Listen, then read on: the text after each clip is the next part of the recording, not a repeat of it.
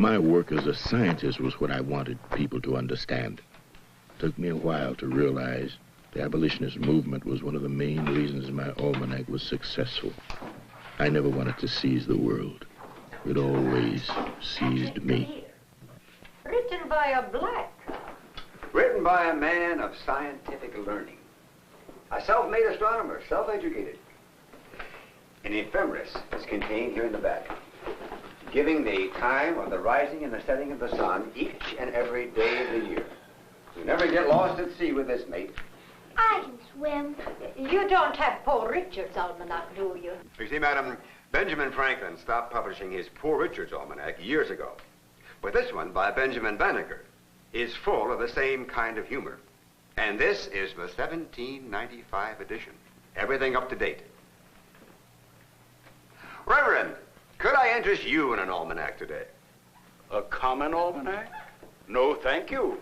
This single manuscript contains much useful daily information. A Bible is all I need in this world. Thank you. Ah, but Reverend, this almanac is the literary symbol of our new nation. Oh, and I always thought the Bible was. Why, an almanac was all there was in the cabin to read when I was a young'un. Me too. Before we had a Bible, we had an almanac. Oh, no offense, Reverend. Why, an almanac is as useful in a farmer's life as a good plow. And it's entertaining, too, and good learning for the children. I'll come back when you're not so busy. Good day, all. Good day, Reverend. I can remember my father. He used to say, an almanac is a farmer's Bible. It's full of scriptical quotations. And all the proverbs anyone needs. I think you have 2 new converts, Mr. Waddington. Good day. Good day, Reverend. You'll buy one, then? The newest edition of Benjamin Banneker's almanac? You sure you don't have Poor Richard's?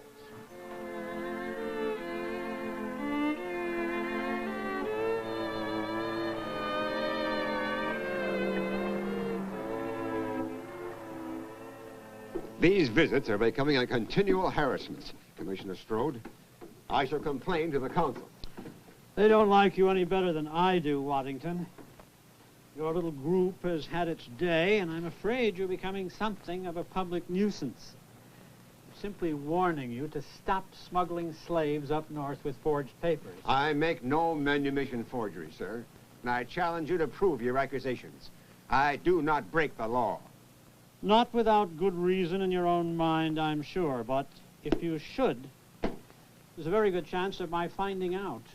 You threaten me in my own house? I don't threaten people, Mr. Waddington. I shall simply inform the council, and they will shut you down. I shall have witnesses, of course, so it's best that there be as little trouble as possible for both of us. What are these? The 1797 Almanac by Benjamin Banneker. A free black scientist, the equal of any white man in his field. He helped survey the federal city. Oh, yes, the great pretender, your puppet astronomer. He didn't survey the federal city, you know. He was probably their cook. That is utter nonsense. Rather an inflammatory little pamphlet when it was issued. Although I see you still have most of this year's at hand. What better way to smuggle false papers than in a forged pamphlet? I'm afraid you overestimate my duplicity, Mr. Strode. And I, sir, am delighted that you so completely underestimate mine.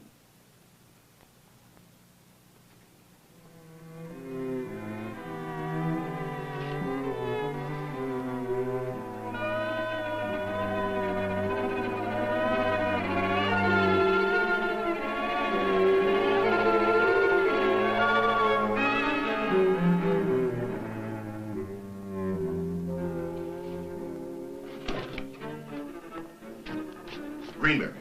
I saw Mama's out getting her clock and him outside the door. Uncle Benjamin, ain't nothing here for you but trouble. We should go back home today. I can't, Greenberry. I have too much to discuss with Jonas. Besides, we've got to be here in case Willow and Elijah arrive. We've got to help them to safety. I'll help them. You and Mama go. No, Greenberry. We'll all stay. All right, man. I gotta fix that trace anyhow. It's about ready to snap.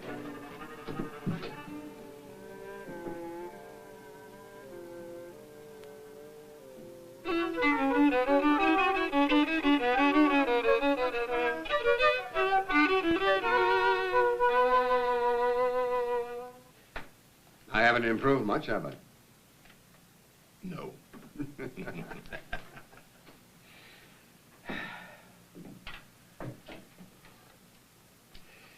Ben, I'll continue trying to sell the 1797 almanac as long as I possibly can. I appreciate that, Jonas. Though there seems but little or no demand for it these days.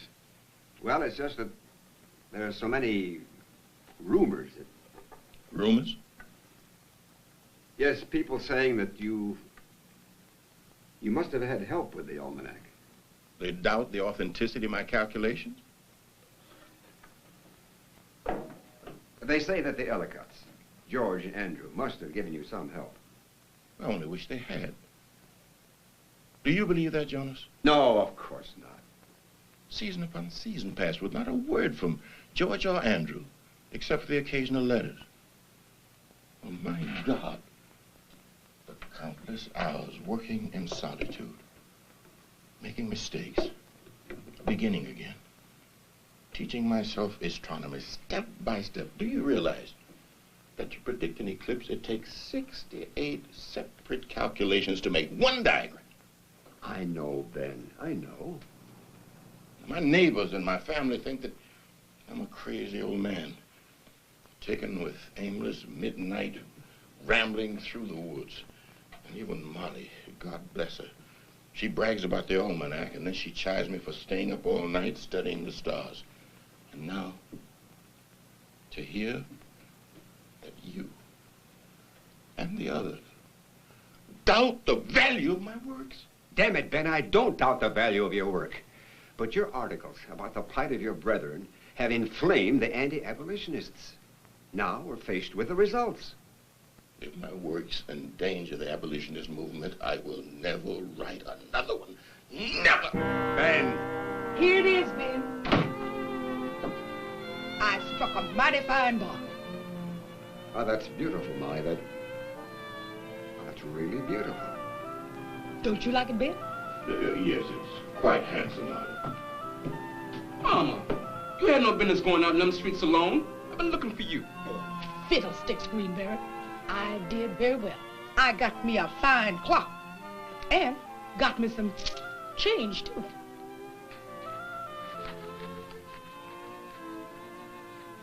Will there always be rumors?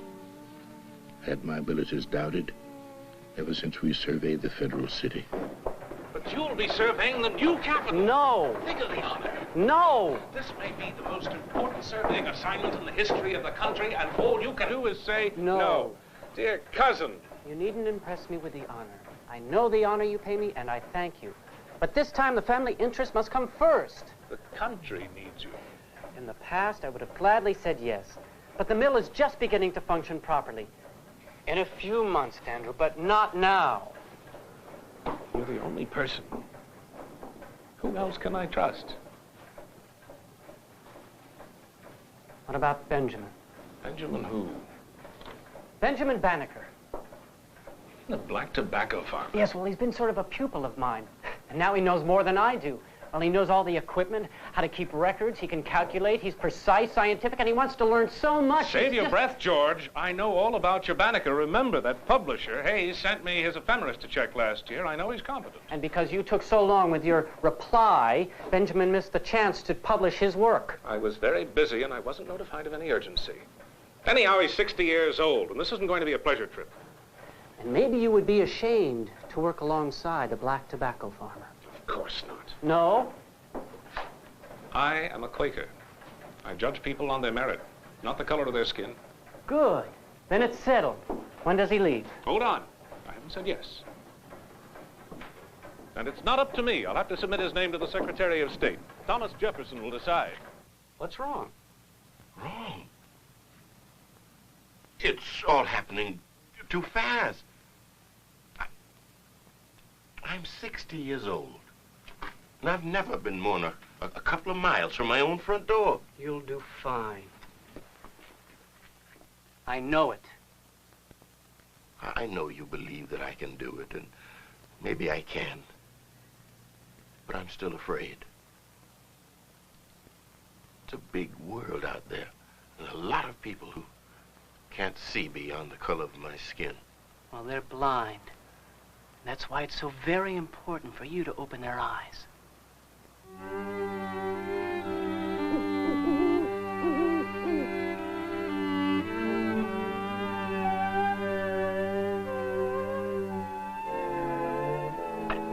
There were times when I thought I'd never come back from that trip.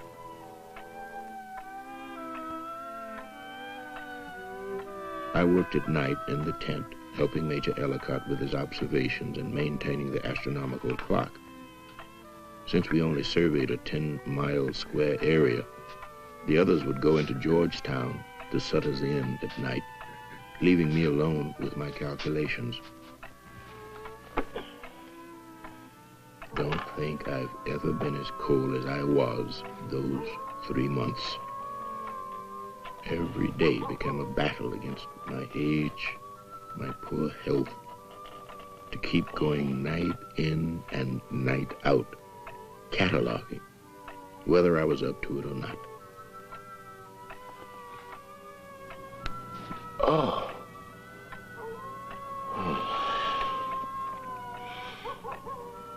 I'm tired.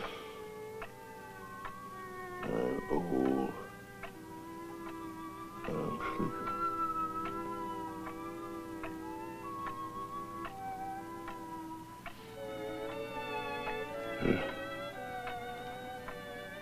But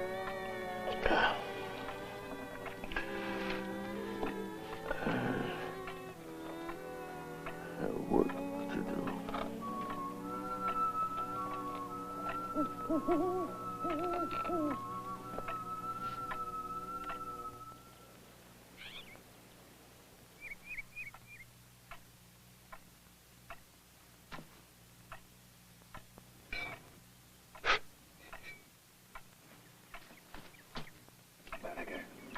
Banneker, come on, man, it's morning.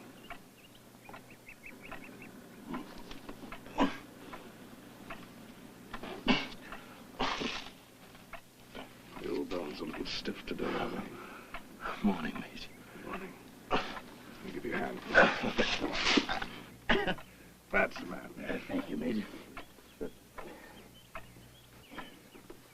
These are last night's observations by transit over the meridian. And all is well. Very good. Thank you. There was one moment when I thought the clocks were wrong, but it was my computations which I corrected. It's all right now. Very good.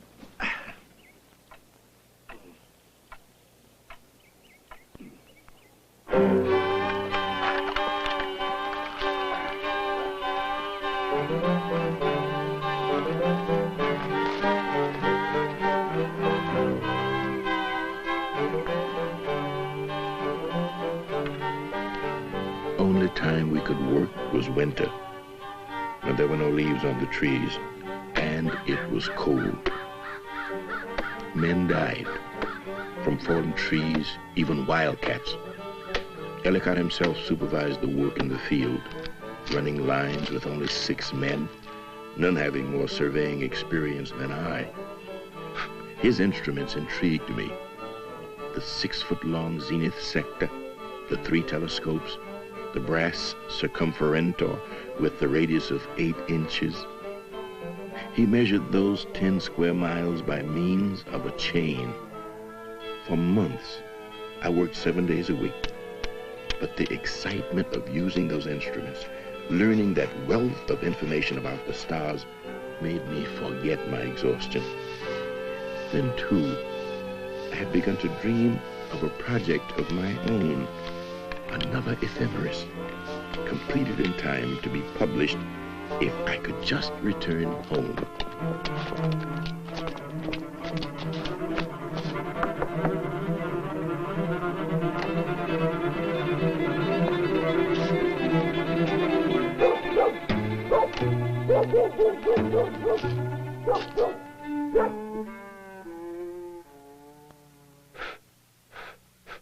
Almost dry. Now, you will travel north with, let us say, a sympathetic friend. You'll leave Baltimore with him tonight. I'll be back soon with his arrangements. Thank you, Mr. Waddington. We can't begin to tell you how There's no time to lose. Better hide in the storage room. Ben, will you show them the way? Of course, Jonas. After they've had something to eat. Be careful, Jonas. I'll go with you. Luck, Mr. Waddington. Thank you. Now, young lady, you eat that hot stew. You've been shivering ever since you came. Cold kind of settled in. I have a blanket she can have. You'll need it, Molly. I have plenty of shawls. Everybody's being so kind. You better put this away. I'll guard that with my life. We've been so lucky, we just want... We are proud to help. Now eat.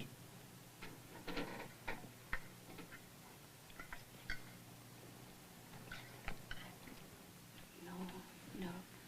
Yes, this would be fine.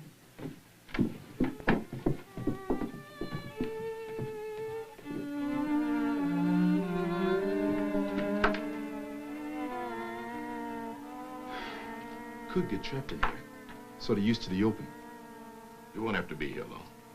Mr. Banneker, I couldn't tell you in front of the other folks, but I want to thank you. Oh, I've done less than the others, Willow. No, I don't mean now. See, I learned to read off of one of your almanacs about a year back. Well, I'm not sure you chose the best teacher, but I'm pleased my book helped. Once earlier, I tried learning off the Bible. Remember Elijah? But then I had to go to work in the big house. Only thing I had was one of your almanacs. I had to steal that. Well, I guess you're the only person ever wanted it that badly, Willow. What do you mean? Not many people want to read my almanac these days. Not much need to write them anymore. But you got to. You got to keep writing them. It's so folks like me can keep learning.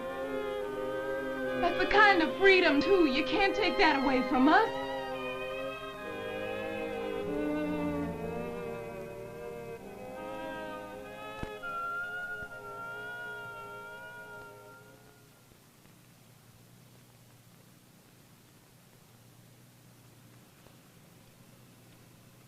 I watch you. I pray to God through you. But I don't understand you. Been trying to understand you night after night for a good many years now. Ever since those early evenings in George Ellicott's garden when he used to bring out his globe and his telescope and give astronomy lessons. At first I was hesitant, wondered if I was too old, a black farmer with no formal education. But he made me feel welcome. Never forget the time I looked through that telescope and discovered a world I didn't know existed, and a peace of mind I'd never known.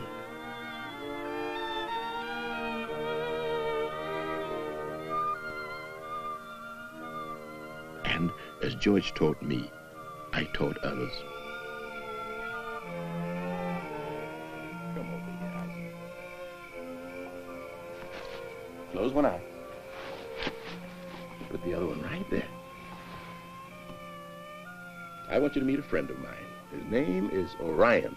Which one of them is Orion? Orion? Well, Orion is more than just one star. That's the name of a group of stars. It's what we call a constellation. And Orion is the brightest constellation in the sky. What a big friend. Can I see all the rest of them? Well, I'm afraid we're going to have to save that for a later time. Oh. No, I just bet your mama's wondering where you are right now. No, she isn't. Oh, yes, she is. It's time for you to go, young man. Isaac. Yes, sir. Whenever your mama lets you, you're welcome to visit me. I will. Goodbye, sir. Bye. Go straight home now.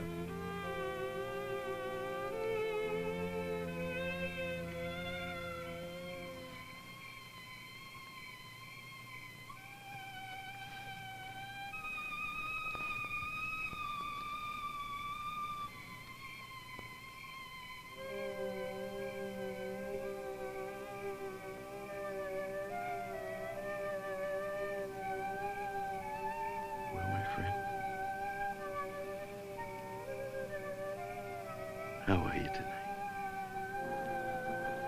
Sometimes the loneliness is hard. Couldn't get along too well with my neighbors. Never had a family of my own. A few close friends, like George Ellicott and Jonas, good friends. And in the last few years, a host of public acquaintances. My whole life has been a mathematical proof of what a black man can do. I've been a clockmaker, a farmer, an astronomer, a surveyor, an almanac writer, a mathematician. I lie awake at night, charting the stars until in the morning I'm exhausted, half blind in the coming dawn, but feeling as if I'd touched the dark universe itself. And I add this and this, and I hope the sum proves something to the world. You know, Uncle Benjamin? Greenberg. Oh, I didn't mean to wake you. You know, when I was a youngster, I thought you were crazy. I'm not surprised. Didn't want to be a farmer with all that land. Up at night with your scope. Sleep during the day when honest folks were trying to sweat crops from the soil. I'm afraid, Greenberry, I'm not very much a man of the world. Remember when you told me about that long ago astronomer? Galileo? People were scared of what he saw too, right? Yes.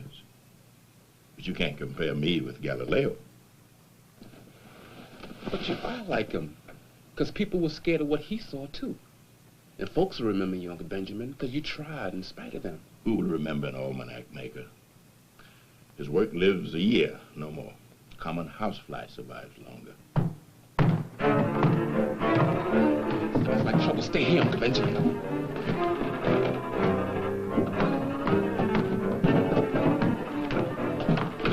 Benjamin, please go back. I've got to warn Elijah.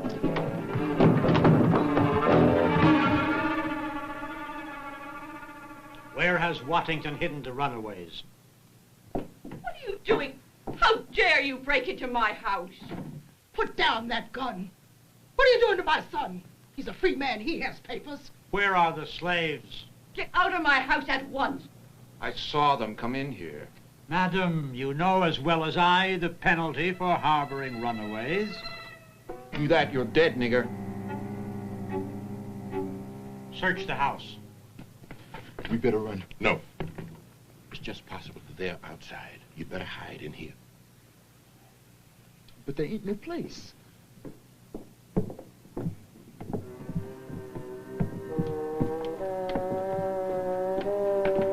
Over there. Come on, move it.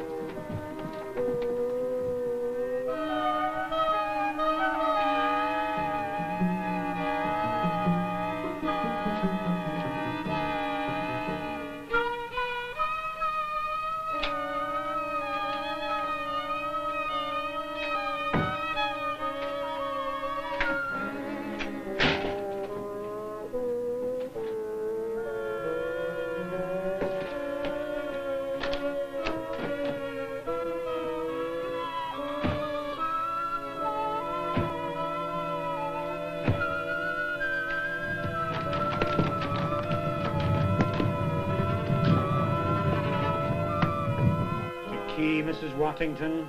My husband has it with him. Don't need no key.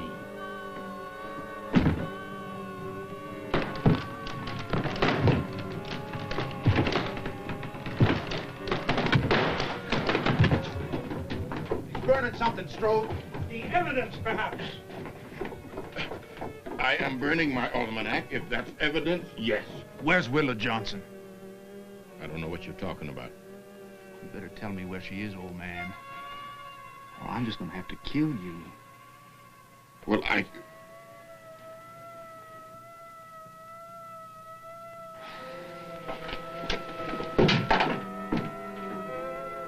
Look at this. The girl was wearing it when she came in here. After them. Oh, children. God help them. Did it get much of a start, Uncle Benjamin? Oh, Jonas, you're too late. Stroud was here with a bounty hunter who had guns, and Elisha and Willow, I don't know... Safe and sound. Be praised, God. Not quite safe and sound yet. We've no time to lose. We must hurry in case they come back. I've got some provisions for you. I'll get them ready. Mr. Banneker, there's no way to thank you. All of you. Goodbye, sir. God bless you both. Now, hurry, hurry.